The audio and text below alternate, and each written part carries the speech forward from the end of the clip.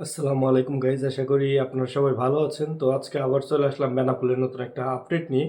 তো আপনারা ইতিমধ্যে জানতে পেরেছেন এই মুহূর্তে বাংলাদেশ থেকে ইন্ডিয়াতে যাওয়ার সব ধরনের প্রসেসিং বন্ধ আছে, বা ইন্ডিয়াতে প্রবেশ করার ক্ষেত্রে বেশ কিছু রুলস এবং রেগুলেশন কিন্তু রয়েছে। যেমন এই মুহূর্তে ট্যুরিস্ট ভিসা কিন্তু পাওয়া যাচ্ছে না, বা এই মুহূর্তে আপনারা যারা ইন্ডিয়াতে প্রবেশ করতে যাচ্ছেন তারা অনেকেই চিন্তা ভাবনা করছেন যে এই মুহূর্তে বৈধ পথে যেহেতু ইন্ডিয়াতে প্রবেশ করা যাচ্ছে না, অনেকেই কিন্তু অবৈধভাবে ইন্ডিয়াতে প্রবেশ করছেন।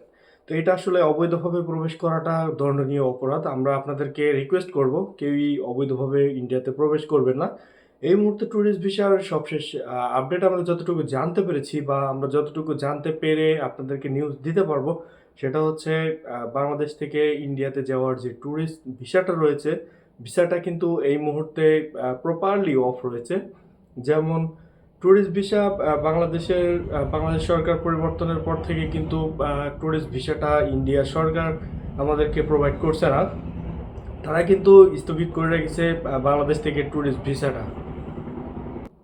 তো আবার কিন্তু এই ট্যুরিস্ট ভিসাটা কিন্তু চালু করে দেওয়ার আসলে একটা সম্ভাবনা দেখতে পাচ্ছি, বা তৎপরতা কিন্তু দেখতে পাচ্ছি। যেমন আমরা বেশ কিছুদিন আগে শুনতে পেরেছিলাম যে বাংলাদেশ হাই কমিশনের সাথে ইন্ডিয়ান হাই কমিশনারের কিন্তু কথা হয়েছে যে তারা এই ভিসাটা কবে নাগাদ চালু করবে, বা কবে নাগাদ আসলে ভিসাটা শিথিল হতে পারে।